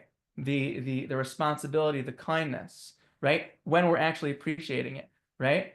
But we're giving them the space to feel it out, feel it a little bit now, feel it even on a deeper level the next time, right? We're letting it flow. we're letting them we're letting the process kind of evolve for the child in our relationship with them. Sometimes the less you say, the more they feel. It's just that energy that you're putting out there. If you really feel and see their quality, then you don't have to say it, you don't have to say anything. And they like take it in. They take it in, even though you didn't say anything, but they feel it. Yes, exactly. Yes, it's exactly. They read our energy. They read our energy. They take in our appreciation, and energy is appreciation. I would say for the parents that they want to start doing this, it's a hard thing for many. It's changing our whole way of living. We're used to saying, when the child doesn't behave, stop this, stop that. And now don't focus on that. We're gonna focus on the positive. Now it's not so easy. What I would say is step number one is just spend a few minutes without the child, just seeing the child in a better light, in a different light. Just feel it inside of you. Start feeling the positive, like we started the program. What do you see when the kid is misbehaving? Passion, consistency, whatever it is. Start feeling those positive. So when you feel it, next time you're in the room with the child, you can slowly give it over. Oh, yes. Right. But you're noting something else very important. I'm not sure if these you mentioned this exact point, but the idea of feeling into our own greatness as parents, really appreciating ourselves, really coming into like really take time to reflect. Hey, like I could have completely lost it then. I could have lost it, right? But I held back. I took the pause that I needed to take, right? What does that say about me? What does that say about my strength, about about the work that I'm so earnestly trying to develop within myself, right? I'm the greatness of this work of regulating and of real love for my child is to be able to navigate very intense emotional situations. I'm putting in the work. The more that we can appreciate our own greatness, the more it will, flow more freely from us to appreciating our children, right? We can appreciate our kids through appreciating ourselves. It's the self is is very much connected to the other. Okay, we have a few more questions I want to get to, and then we can start wrapping it up. Rabbi Silverstein, unmute. Hello. Thank you, first of all, Rabbi Ashi and Rabbi Menachem. I listen to probably almost every show of yours. I drive a lot, especially in the summer. And I'm a Rebbe, I'm a parent of Baruch Hashem, 8 children, thank Hashem. And a lot of your inyanim are mamish, I put directly deposited into the classroom, into the kindergarten. One thing that stands out is the chutzpah before Mashiach comes. That was the stark. You remember that shir? I don't know, maybe. Yeah. Reb David, I think I was once a student of yours, me and my wife and I. Me and my wife and I corrected myself quickly there. And Yeshakayach Reb David. Before I even met Reb David, the teachers, the rabbis had a session in the nurtured heart approach, and it definitely changed the way that I taught. Baruch Hashem, I'm zeichet to be teaching for 15 years. And nurtured heart approach is a foundation of how I relate to the children. On that note, Oshi was trying to dig in a bissel. It's not something that's a robotic system. You really have to check into yourself, how you're feeling if you're able to do the nurtured heart approach. When I walk into the class and something's not going right, that means something's off. Meaning, if you don't really feel that connection, the cheshivas of that child, you could tell him givaldik davening, it's not going to go in. Like it says, dvarim hayatzim in alev nechnasim alev. So it definitely has to be yatzim in alev, and how it's yatzim in alev, it could be a mistama many shirim you can check. So that's really what I wanted to say. Wow, that's positive energy. I feel it. It's beautiful. Thank you so much for that, Rabbi Silverstein. It's you speak such truth and that I can tell it's coming from your lathe. the essence of this approach as you're reflecting, which is about, do I taka, do I really value this boy, the student that I have, do I Yeah, I really always see say, that I always tell my first year parents, I feel bad for teaching your kids. I mean, I had to be a first year teacher, but 15 years later, the derech of teaching is you can't have that kid that calls out your first year, you're like disappointed at that kid. You want to just get him out. Just by that, you messed the kid up. You didn't have to do much. If you don't, if you can't find some way to love that kid, it's just not going to work. It's not going to work. Yeah, it's an avoda. It's an avoda It's with an your avoda, eyes. and there's no question about it. Beautiful. So in nurtured heart approach, do they teach how to love yourself first? To stop and pause and see what's coming up for myself? Yes, yes, yes. Thanks for reiterating that, Menachem. Absolutely. I mean, this is an approach for the self. It needs to start with the self. It needs, before I came on here, or I came on to this podcast, I had to do a little bit of my own self work, right? All the angst that one might experience before coming on to Let's Get Real with Coach Menachem.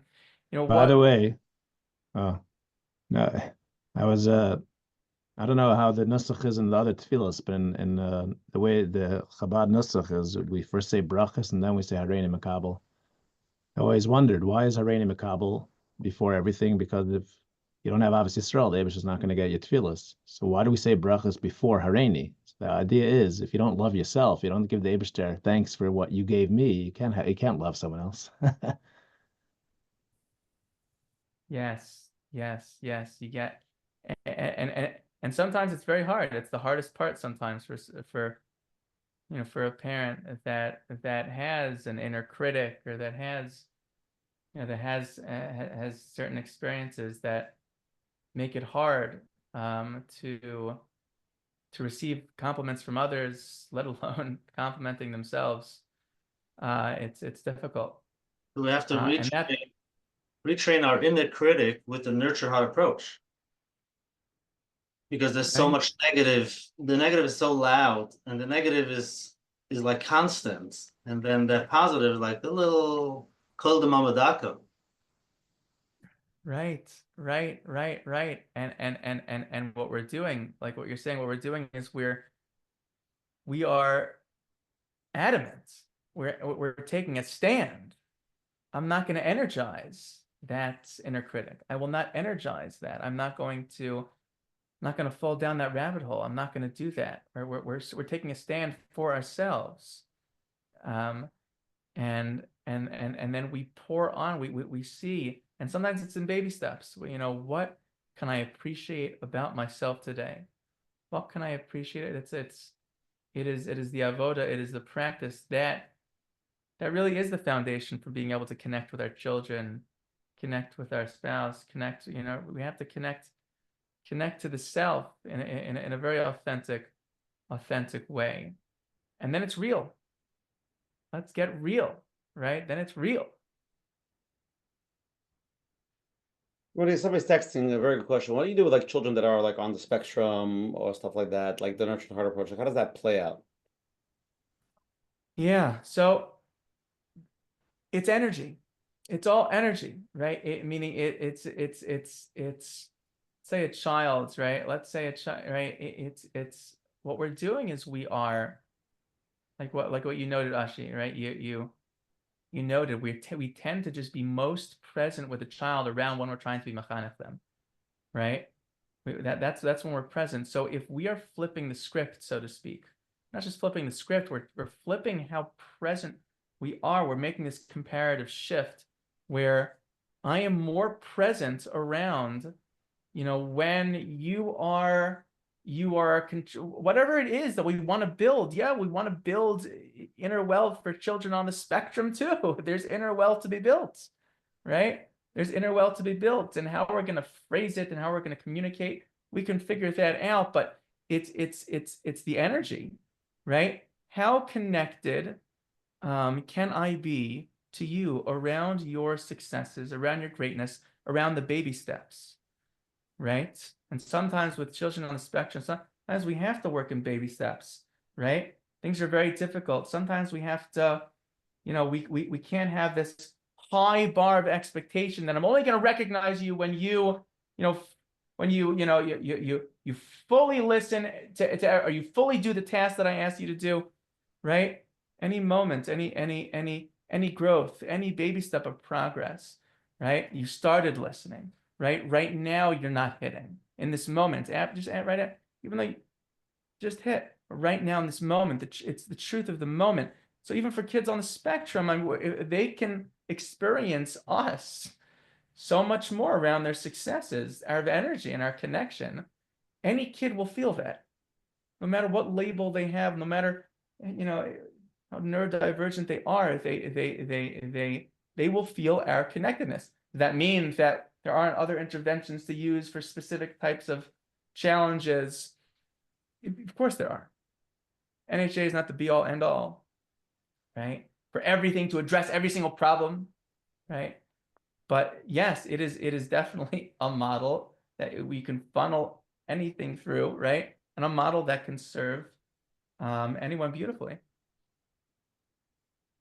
Okay, we're gonna go to the closing segment now, David. Okay, first of all, shkoyach for Dr. Dovid Levy for coming on tonight and really opening up. I'm gonna say opening up the Rosh Dvarim of Nurtured Heart, and hopefully everybody could take it from there to the next level. It's a lot to learn, honestly. It's not the technicals, how to do it and how to implement it is the chachma. Dr. David, people want to learn about the Nurtured Heart or how to do it. What's the? I mean, I know you can buy the book. There's online. I know there's people that teach it. That's the basic ways how you learn about it, like how to actually parent. How does a parent wants to take this approach? How do they get the knowledge to learn in detail how to do it? If you want the honest truth, I honestly think the best way, especially, so it depends where you're at in terms of what you're experiencing with your children. If let's say you have, generally well-behaved children, things are going okay, you're looking for an approach like this to amp things up at home, so where you can feel ever more connected to your children, and you can see their greatness rise. So the book is a very nice option. There's a book called Transforming the Intense Child Workbook.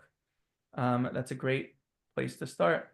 There's a website called the Nurtured Heart Institute.com, and there might be some recorded trainings over there.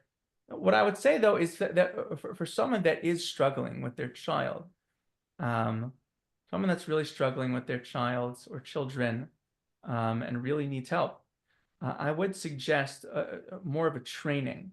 At least we have different sizes of trainings, but at least what we call a 6-hour training. Sometimes it spans over the course of 6 to 8 weeks. But to really learn the approach in depth and with a coach, a Nurtured Heart Approach certified coach, really is very worthwhile if you're really having some significant challenges in the home and you really want to make this a part of your home life. Okay. So hopefully there's a lot of facilitators, there's a whole network from people that do this, right? Yes. We have wonderful trainers. Yes. Dedicated people who do beautiful work with parents. Yes.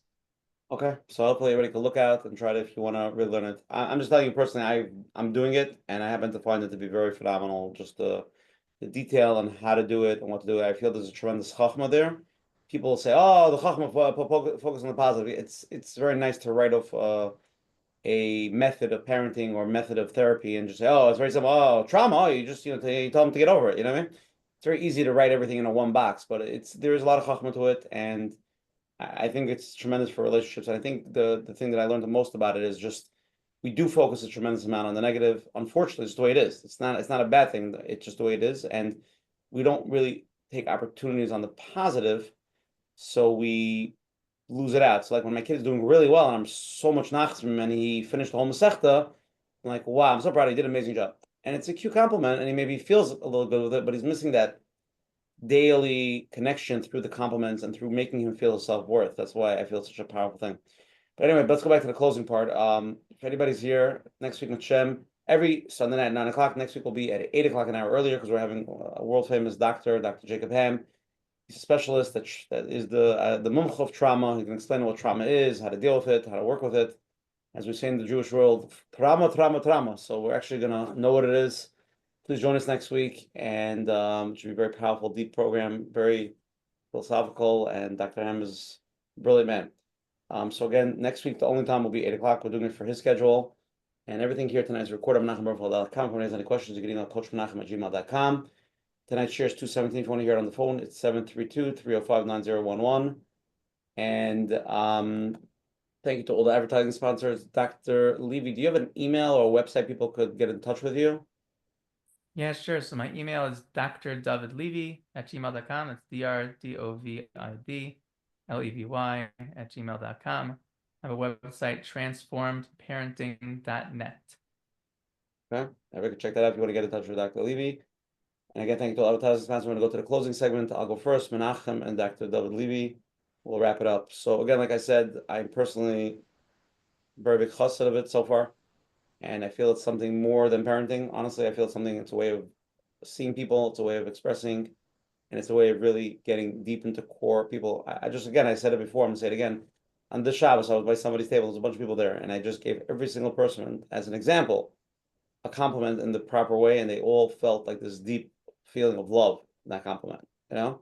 And I know how to say compliments, right? Oh, you look good, you're nice, you're smart, but it's much deeper than that, you know what I mean? And if we could really focus on our kids with that, I think that's the inner wealth, really just making them feel amazing for who they are, and then they feel good about themselves. So a lot of people asking, oh, so how do you deal with this? How do you deal with that?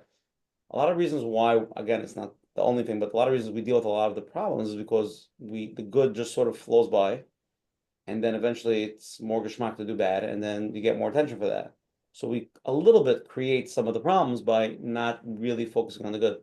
If a kid really thinks he's a good kid, or really thinks he's really smart, or thinks whatever mind that he has, not to make it up, David. That's the chachma we're saying. It's not just to make up that he's oh, you're so mechanical, you know how to build Lego and the kid has two left hands. Don't do that.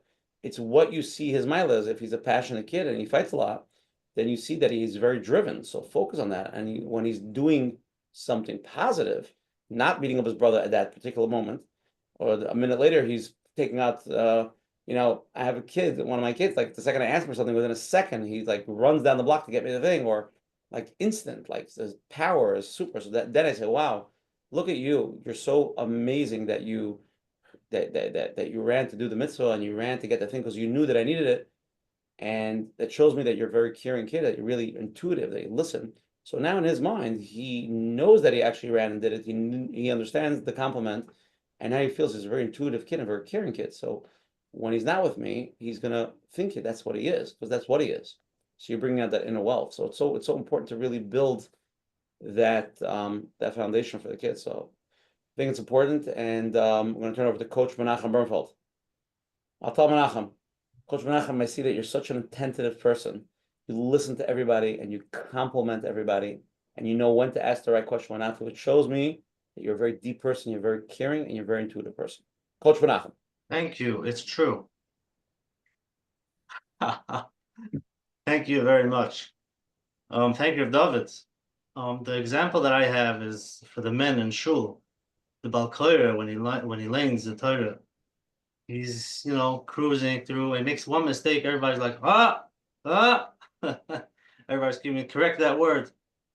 The idea is, we cruise through and things work out, but it's only when they don't behave that's when we wake up. Oh, here we are. So it's like I said, it's a concept for many that have to change the way they approach the kids, the way they're at home. And like we heard, it's really to build their inner wealth. And it starts with ourselves. Many of us have to build our own inner wealth so that we don't get as triggered, so that I can look at myself, build myself. And like we heard from David, and I could see David that it's something that you worked on, something that it's a constant work. I think to really give it over to people around you, you first have to be able to understand it, and it starts with yourself. If you can give it to yourself, then you can understand what other people need and give it to them. And that's how we build our kids when they're very young. And like we heard, it doesn't always have to be the words that you say. Yes, you express it, but many times it's just a smile, looking at them, just enjoying their presence, just being there in the same room and not being on your phone, not being busy, because being on the phone means there's something more important. And you didn't say it, but it's something that they pick up. So thank you very much. And my tefillah is, and obviously chinuch and everything that we do is Hashem should help us. We should open our eyes. We should understand. We should feel it. We should be able to apply it in Mitzvah Hashem. So thank you very much. Dr.Dovid Levy, let's hear your closing statements you want to leave with everybody. Oh, okay, sure. Such an honor to be here to to start the conversation, to open it up, to it's nice haskalah to be able to really introduce the beauty of this approach. Thank you so much for the wonderful opportunity. So I guess I would close with the following analogy that we like to give to really kind of sum up what this approach is all about, what we want to be able to give our child, the world we want to create for our child.